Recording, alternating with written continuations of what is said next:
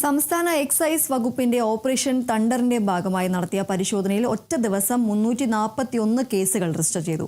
വിവിധ കേസുകളിലായി 48 പേരെ അറസ്റ്റ് ചെയ്തു. സംസ്ഥാന വ്യാപകമായി 428 കേന്ദ്രങ്ങളിലും 3297 വാഹനങ്ങളിലുമായി പരിശോധന നടത്തി. 37 അബ്കാരി കേസുകളും 20 NDPS കേസുകളും 284 കോപ്സ് കേസുകളുമാണ് രജിസ്റ്റർ ചെയ്തത്. 160 ഗ്രാം കഞ്ചാവ്, 200 milligram heroin, 116 milligram MDMA, 84.1 litre IMFL, 435 litre wash, 24.31 kilo പുകയില ഉൽപ്പന്നങ്ങൾ എന്നിവ പിടിച്ചെടുത്തു.